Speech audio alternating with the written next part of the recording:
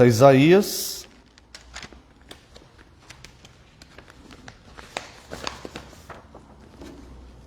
capítulo 1.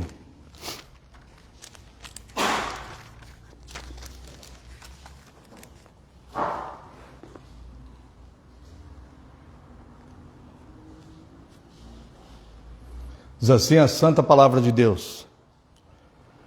Visão de Isaías, filho de Amós, que ele teve a respeito de Judá e Jerusalém, nos dias de Uzias, Jotão, Acás e Ezequias, reis de Judá. Ouve, ó céus, e dá ouvidos, ó terra, porque o Senhor é quem fala. Criei filhos e os engrandeci, mas eles estão revoltados contra mim. O boi conhece o seu possuidor, e o jumento o dono da sua manjedoura. Mas Israel não tem conhecimento, o meu povo não entende. Ai desta nação pecaminosa, povo carregado de iniquidade, raça de malignos, filhos corruptores. Abandonaram o Senhor, blasfemaram do Santo de Israel, voltaram para trás. Porque haveis de ainda ser feridos, visto que continuais em rebeldia? Toda a cabeça está doente, e todo o coração enfermo. Desde a planta do pé até a cabeça, não há nele coisa sã, senão feridas, contusões e chagas inflamadas, umas e outras não espremidas, nem atadas, nem amolecidas com óleo.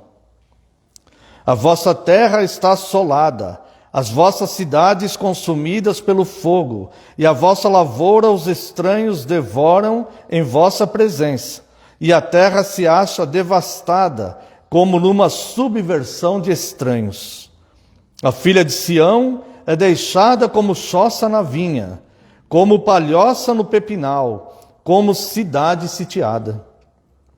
Se o Senhor dos Exércitos não nos tivesse deixado alguns sobreviventes, já nos teríamos tornado como Sodoma e semelhantes a Gomorra. Quero convidar a amada congregação a uma breve oração. Oremos, irmãos. Pai precioso, bendito e santo, louvado seja o teu nome, Deus. Toda glória a ti, Senhor. Estamos neste momento de culto, Deus, diante da tua santíssima palavra, com todo temor, ó Deus, com todo respeito e reverência. E queremos, Senhor, aprender do Senhor, ó Deus. Aprender os seus caminhos, aprender os seus mandamentos, entender a sua vontade, entender a sua ação misericordiosa na vida do povo, Deus.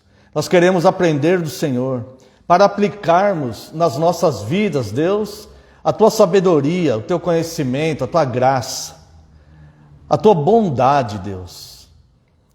Por isso, Senhor, nós lhe pedimos neste momento, Senhor, que teu Santo Espírito venha nos iluminar para entendermos esta palavra revelada. Eu lhe peço perdão pelas minhas falhas e pecados.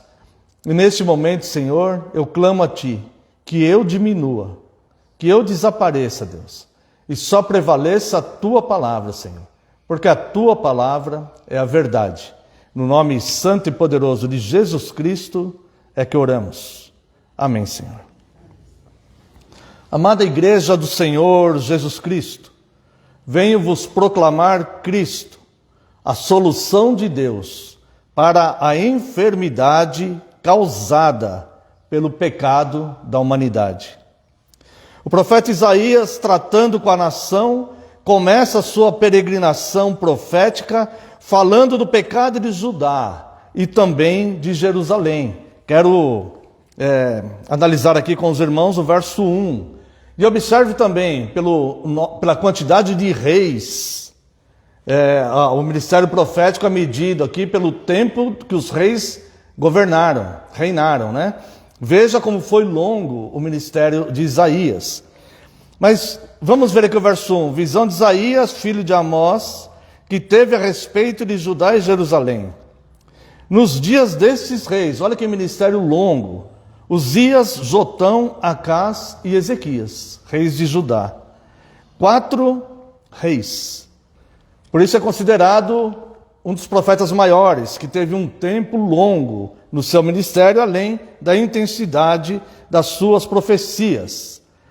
E falando então sobre o pecado de Judá e de Jerusalém, ele começa então a apontar a consequência desse pecado. Mas antes de apontar as consequências do pecado, ele ainda fala algo interessante. Ele invoca algo interessante aqui.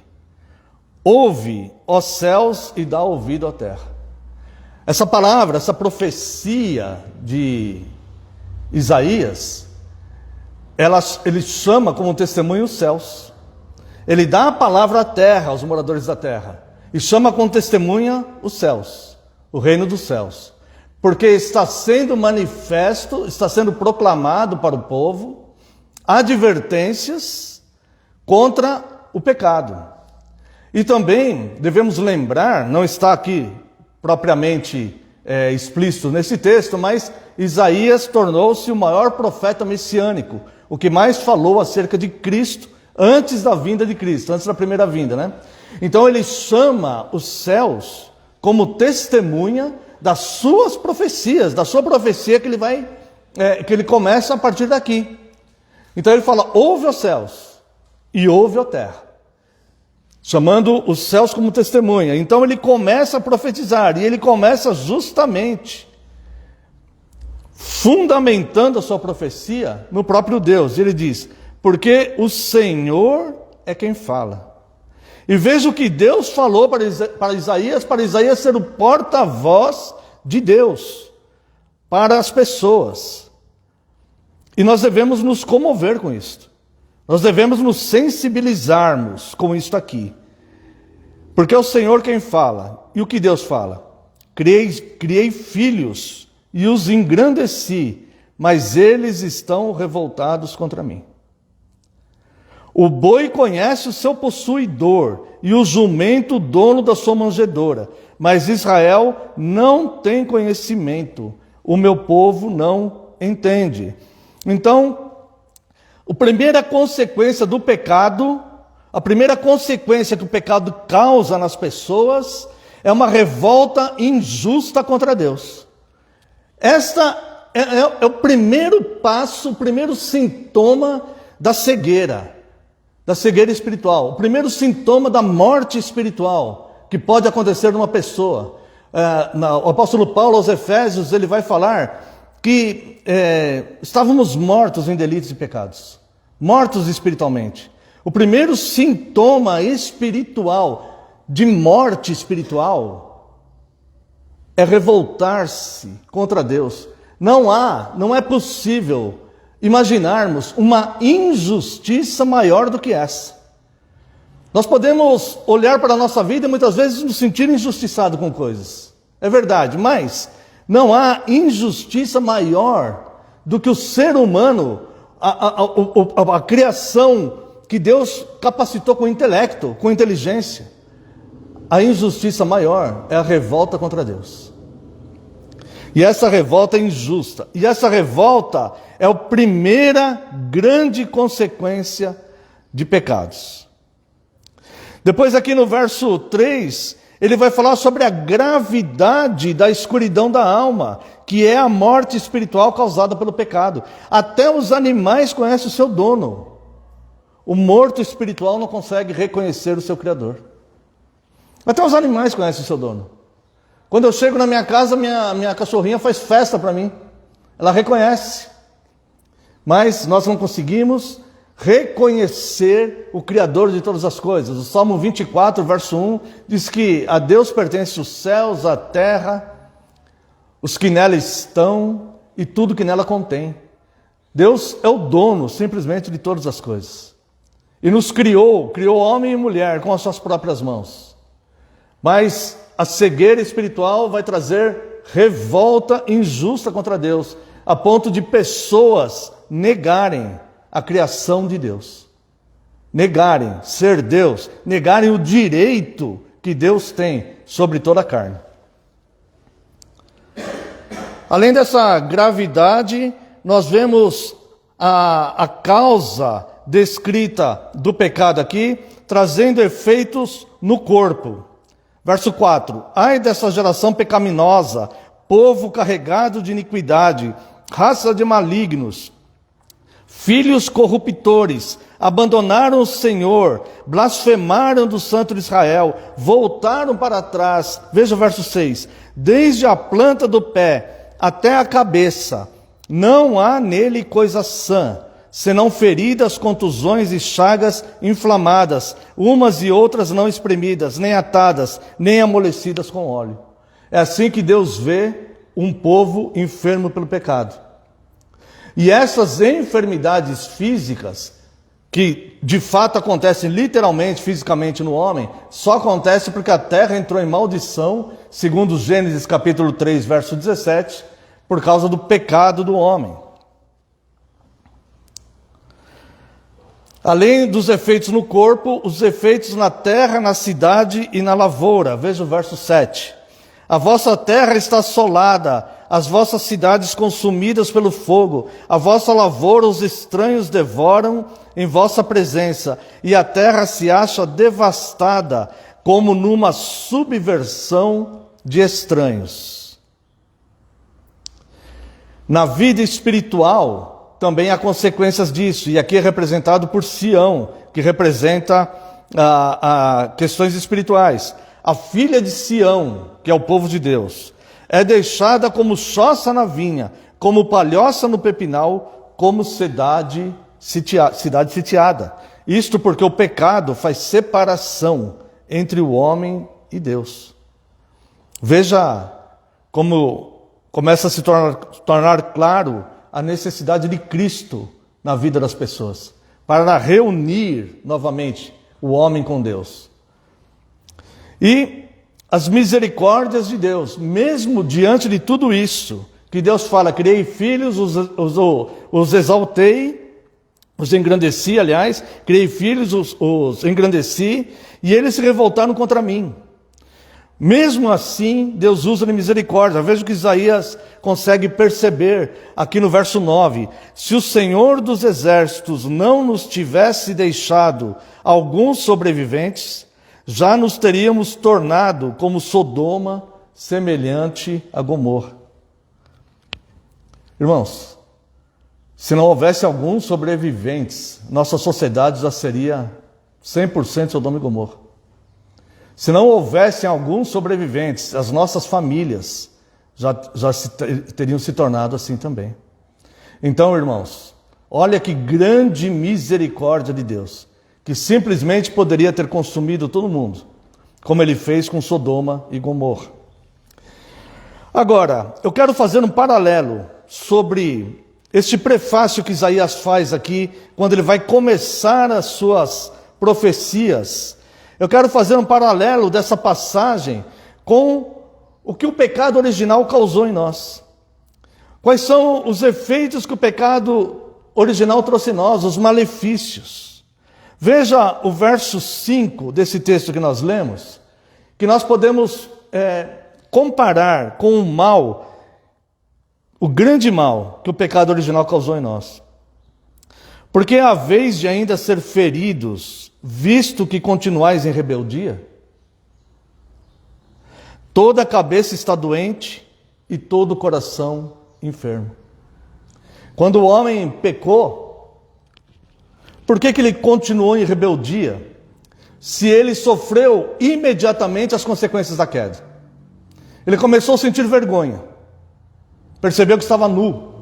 A primeira consequência da queda foi envergonhar-se da sua própria natureza, envergonhar-se de si mesmo. Foi uma incompatibilidade mental com o que ele realmente era, porque o pecado e o mal não fazia parte daquela criação original. Então, quando o homem teve contato com o que ele era, que era puro, que era bom, ele olha para si mesmo, tanto o homem como a mulher, e ele fica envergonhado de estar nu. Ele perdeu a graça de Deus que estava sobre a vida dele.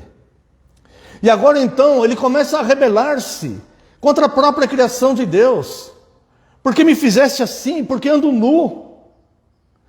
E ele começa a sentir vergonha de si mesmo.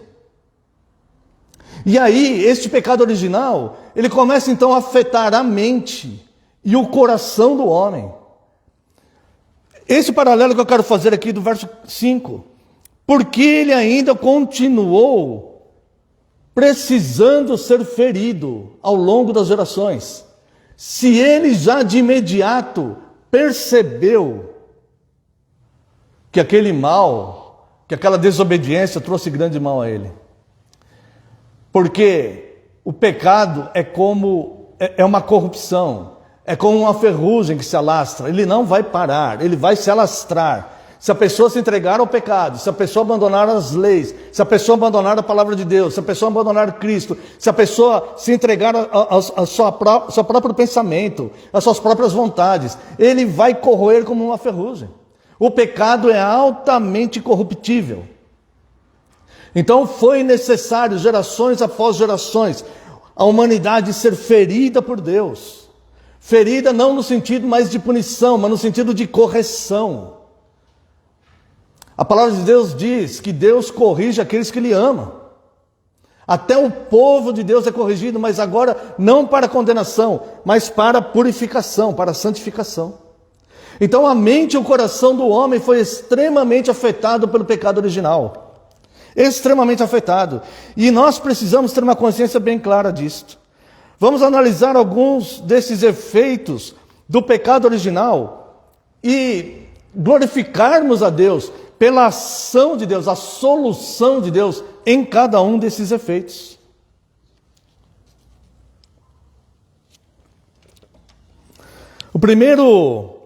A primeira causa, o primeiro efeito, vamos dizer, a causa foi o pecado original. O primeiro efeito do pecado original foi que ele perverteu o intelecto do ser humano.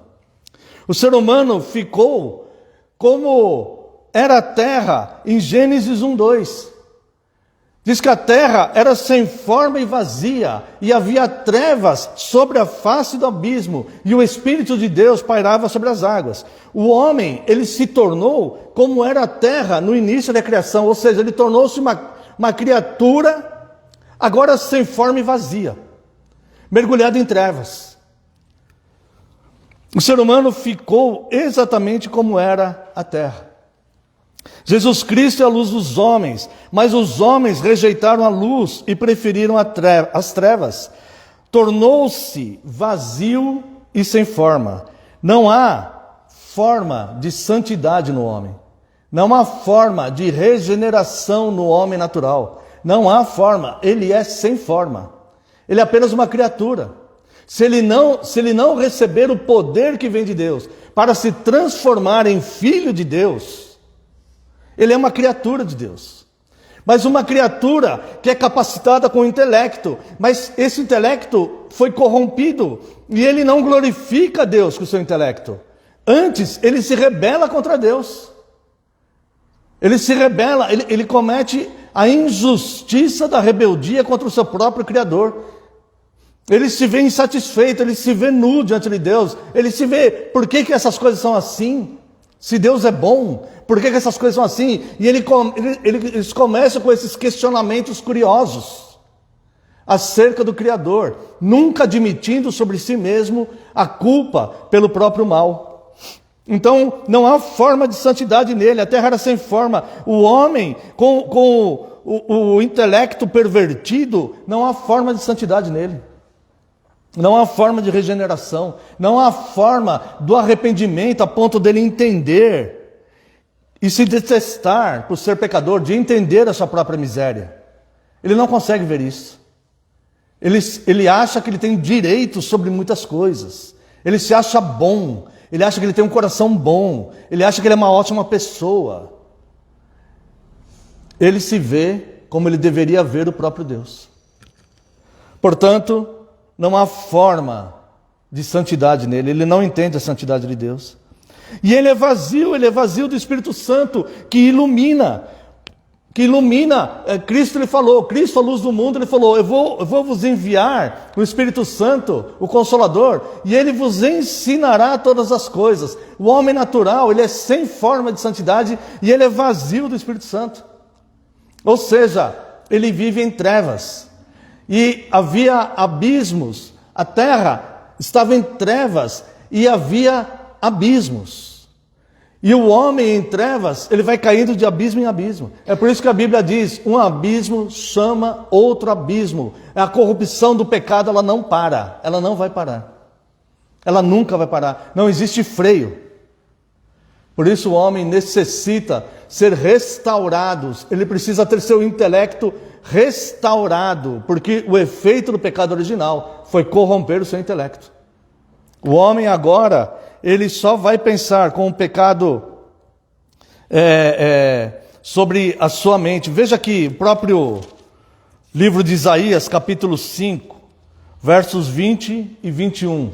Veja como o intelecto do homem é corrompido.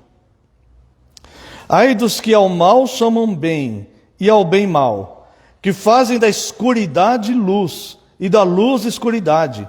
Põe o amargo por doce e o doce por amargo. Ai dos que são sábios aos seus próprios olhos e prudentes em seu próprio conceito. Ou seja, o homem vive em sofismas, acreditando que o errado é certo. Uma vez eu vi um país, alguns anos atrás, que aprovou o aborto. As mulheres, principalmente mulheres, mas alguns homens também, mas a grande maioria eram mulheres e jovens, saíram na rua comemorando, como se, quando um time é campeão, que a torcida sai na rua comemorando, festejando, comemorando, com bandeiras, cantando, pulando, gritando, comemorando o mal que foi feito ali, o mal que estava estabelecido, que estava legalizado para ser feito ali.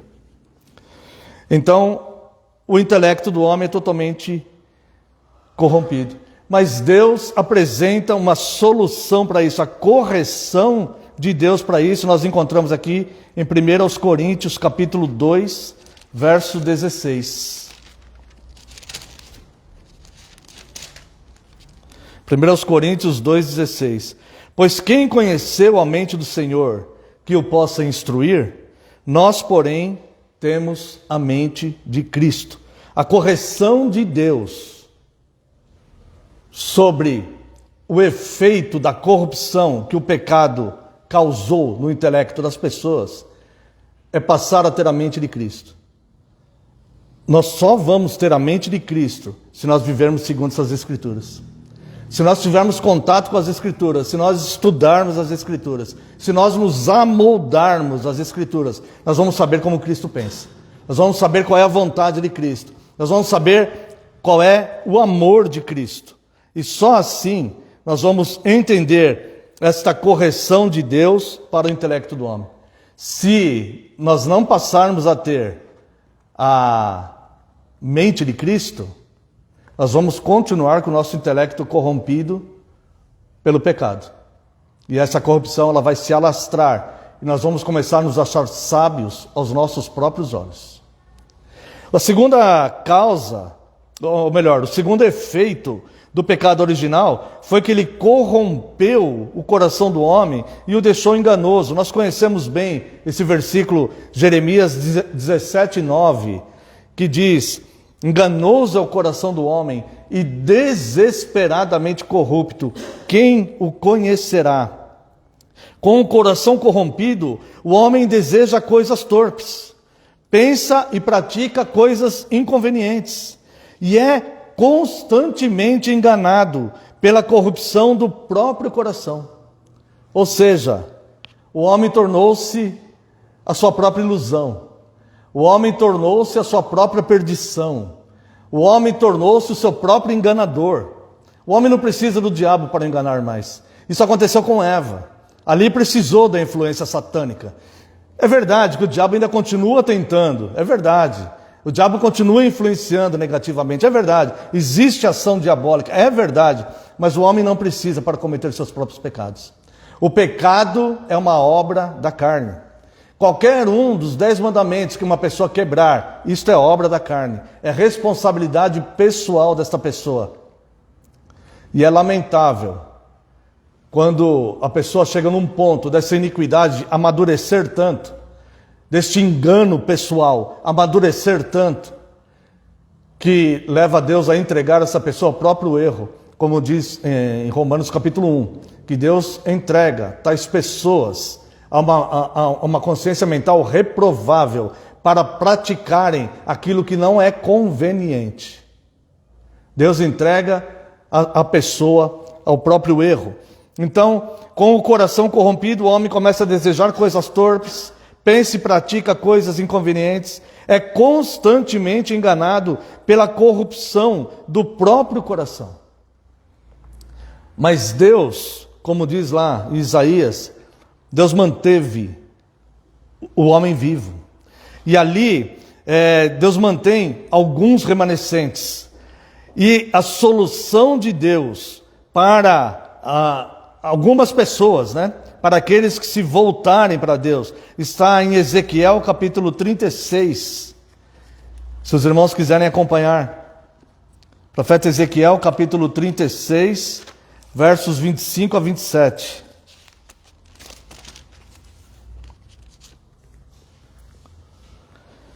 Então aspergirei água pura sobre vós, e ficareis purificados. E de todas as vossas imundícias e de todos os vossos ídolos vos purificarei.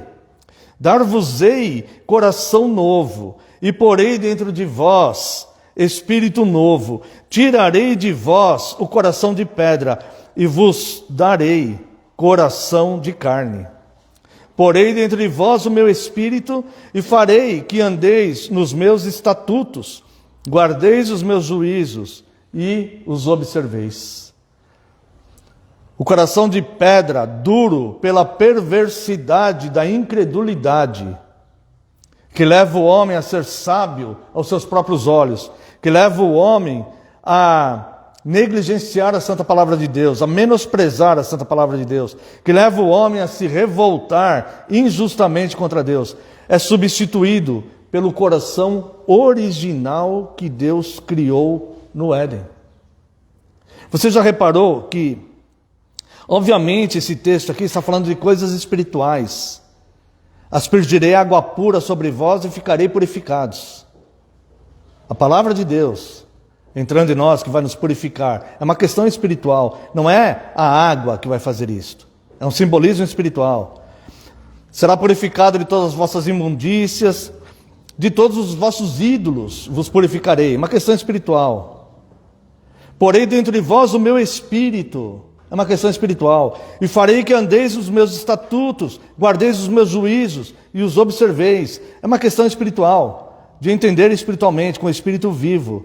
E no verso 26 ele vai falar: dar-vos-ei coração novo.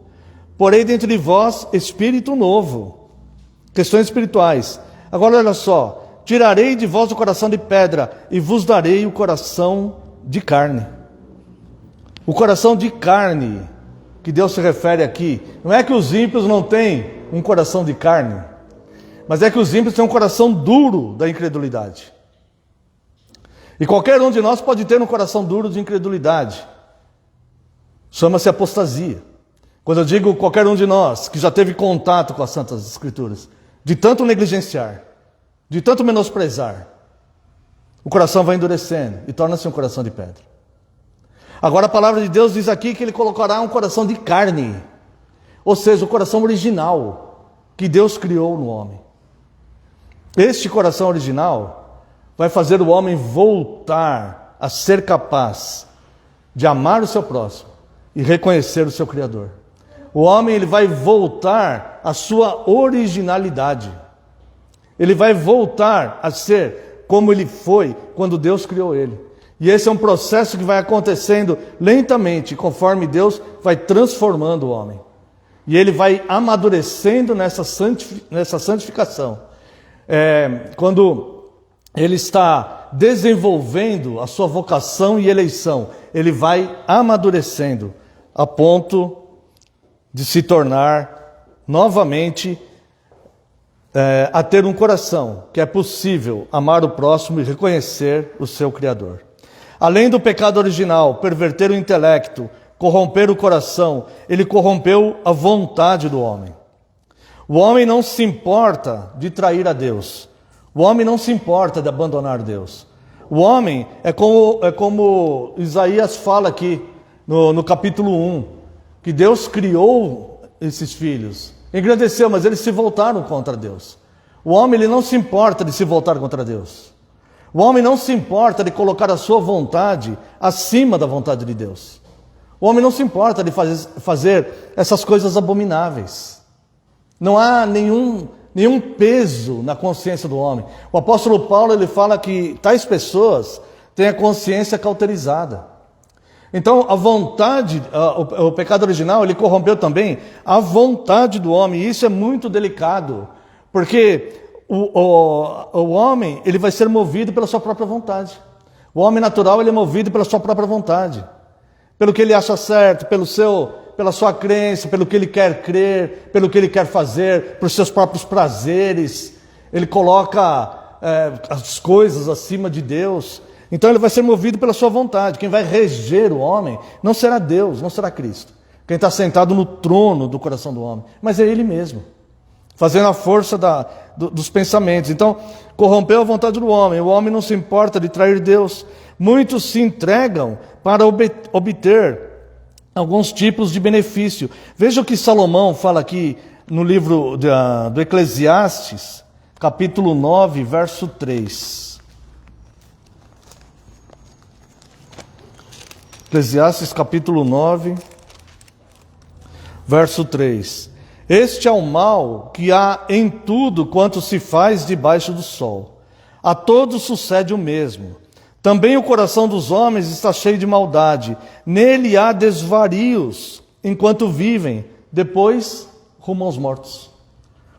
Ou seja, a vontade do homem vai fazê-lo viver de forma corrompida, vai fazer vivê-lo em desvarios, em devaneios, trocando as coisas, achando que o errado é certo, achando que o mal é bom, achando que isso vai fazê-lo mais feliz. E ele passa a vida cometendo esses desvarios e não percebe que está indo rumo ao caminho dos mortos.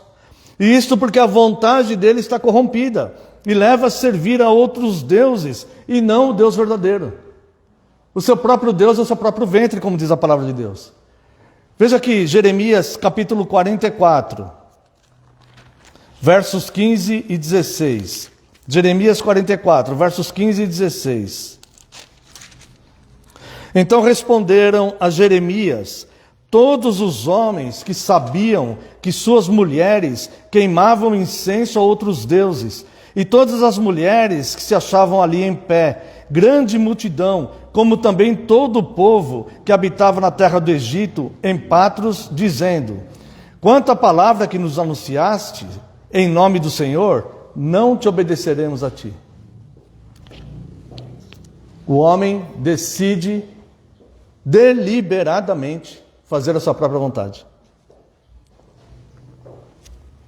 Quanto a essa palavra que você está nos proclamando, nós não te obedeceremos.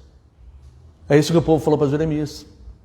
E olha o desvario, olha o desvio, olha o devaneio, olha a ilusão. Esses homens tinham mulheres que faziam libações à rainha do céu, que adoravam outros deuses.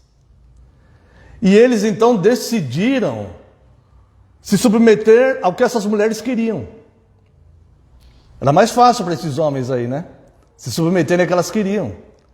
Porque elas falavam assim: enquanto nós estávamos oferecendo libações para a rainha do céu, nós prosperávamos e não acontecia o mal conosco.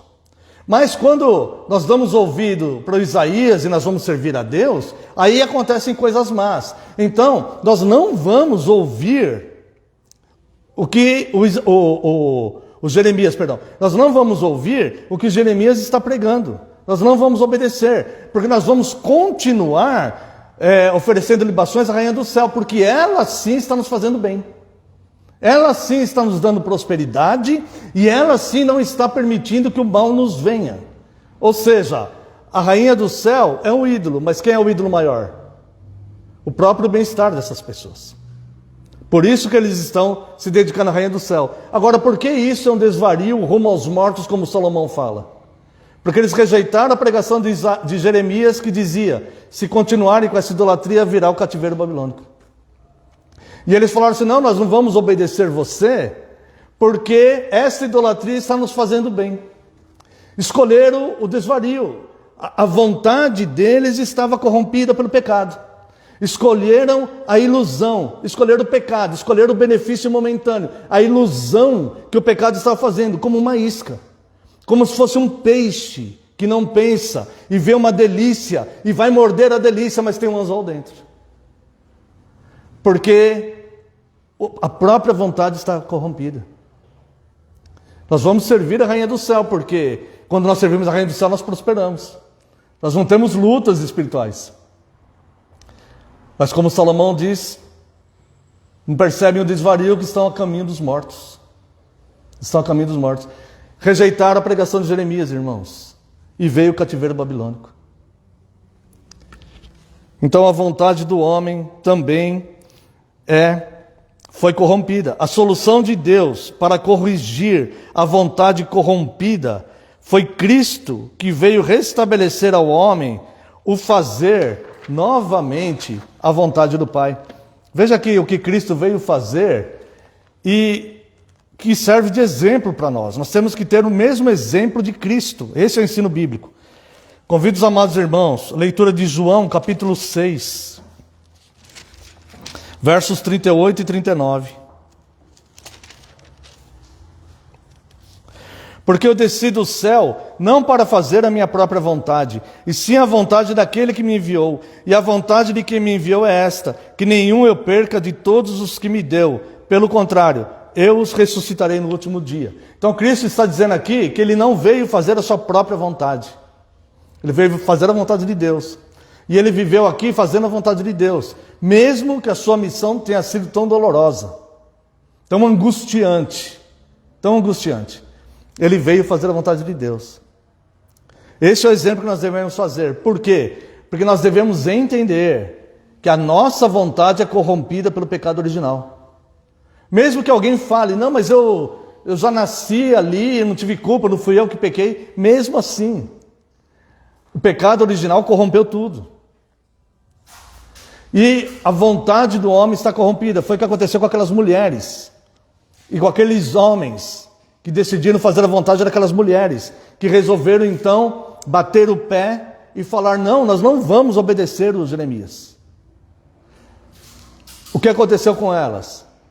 Elas não entenderam que elas precisavam da palavra de Deus, entender que a palavra de Deus é a vontade perfeita de Deus, que é a vontade segura, e que a própria vontade nossa é corrompida e nos engana.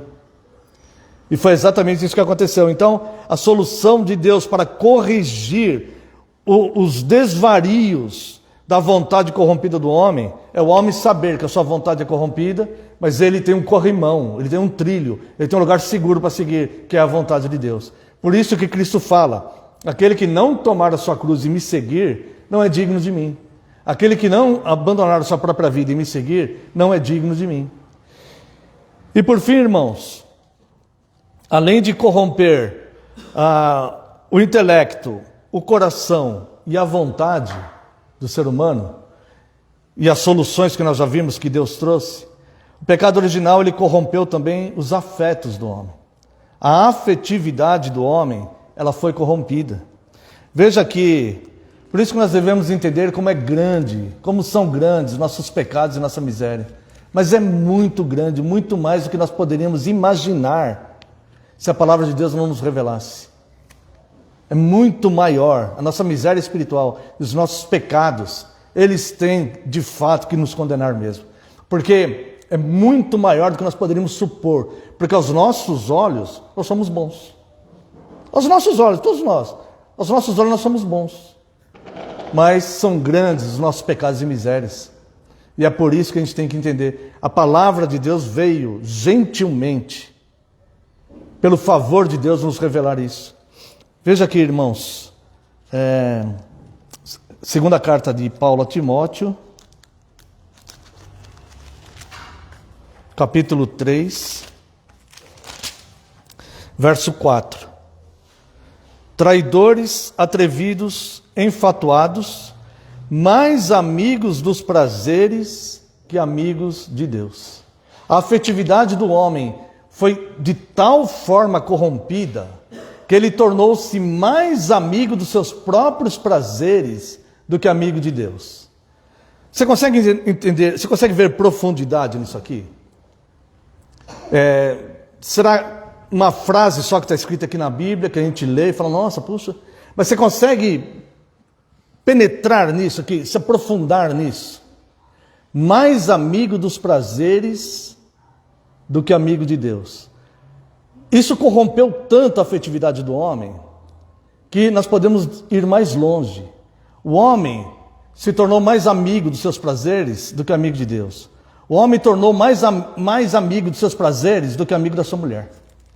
O homem tornou-se mais amigo dos seus prazeres do que amigo da sua esposa, do seu marido. O homem tornou-se mais amigo dos seus prazeres do que amigo dos seus filhos. Você já viu casos que passam muitas vezes em televisão de mulheres que deixaram filhos pequenos, ainda incapazes, fechados numa casa e foram tomar cerveja com alguém? Com um namorado, com um rapaz que conheceu. Já ouviu falar disso? Isso aqui é a afetividade corrompida, que torna a pessoa mais amigo de prazeres do que amigo dos valores. É até difícil, né? Para nós pensarmos, como deixar o meu filhinho ali sozinho, porque a afetividade foi corrompida. Então, todos os valores de Deus, a pessoa ela é mais amiga dos seus próprios prazeres do que as coisas de Deus, irmãos. Isso é profundamente lamentável. E nós não vemos solução para isso, porque como restaurar isso? Como restaurar isso? O homem estaria inevitavelmente perdido, mas se não fosse a misericórdia de Deus em manter algum remanescente, foi a misericórdia de Deus que manteve algum remanescente. A solução de Deus para corrigir essa corrupção da afetividade do homem, que tornou-se mais amigo dos prazeres do que amigo de Deus, perdeu a amizade com Deus, foi o próprio Cristo. E eu quero convidar os irmãos novamente ao Evangelho de João, capítulo 15, versos 15 e 16. Já não vos chamo servos, porque o servo não sabe o que faz o seu senhor, mas tenho-vos chamado amigos. Eu vim restaurar vocês, eu vim restaurar a sua afetividade. É por isso que eu vou comer com pecadores, é por isso que eu fui na casa do Zaqueu, é por isso que as pessoas me criticam, porque eu como e bebo com pecadores. É por isso, porque eu vim buscar não os sãos, mas eu vim buscar os doentes. Eu vim restabelecer esta amizade que você perdeu com Deus, quando você se tornou mais amigo de você mesmo, mais amigo dos seus prazeres, dos seus interesses, das suas coisas, do seu universo, do seu mundo em si mesmado. É isso que Deus está falando, que Cristo está falando para a humanidade. Entenda essa graça. Não, irmãos, eu estou exigindo demais, porque não dá para entender de fato, não dá. Não dá para entender essa graça. Em vez de nos punir como merecíamos ser punidos e condenados, Ele se fez um de nós, para sofrer dores como nós, sofrer tentações, injustiças. Ele veio aqui para nos tornar amigos dele, para restabelecer essa afetividade, para nos fazer novamente amigos de Deus. Realmente não dá para entender essa graça, essa misericórdia imensa de Deus. Vamos continuar. Já não vos chamo servos, porque o servo não sabe o que faz o seu senhor, mas tenho-vos chamado amigos, porque tudo quanto ouvi de meu Pai, vos tenho dado a conhecer. Quer ser restabelecido nesta a corrupção da sua vontade, você quer que seja restabelecida, porque essa corrupção da afetividade, perdão, ela nos tornou, a todos nós, mais amigos de prazeres do que amigos de Deus. Se nós quisermos a correção disto, nós vamos aceitar essa proposta da amizade de Cristo. E como que nós vamos fazer isto? Já não vos chamo servo, porque o servo não sabe o que faz o seu senhor, mas tenho-vos chamado amigos, porque tudo quanto ouvi de meu Pai, vos tenho dado a conhecer. Então, um amigo, o que marca, o que sela uma amizade, é a fidelidade. Essa fidelidade, ela só é possível quando um sabe coisas sobre o outro. Só é possível assim, a fidelidade numa amizade. Porque se você tem uma amizade com uma pessoa que você não sabe nada a respeito da vida dela, né? Mas se você tem uma amizade com uma pessoa que você sabe coisas da vida dela, mas você é fiel àquela amizade, né? Só assim que essa amizade pode ser madura e selada. Então Cristo fala, eu vim, vou chamar vocês de amigos, porque tudo que eu ouvi do meu Pai eu estou falando para vocês. E essa amizade vai ser selada quando nós olharmos essas escrituras aqui, irmãos. É o caminho que nós temos. De toda essa restauração, toda essa correção que o pecado original causou em nós, toda essa restauração.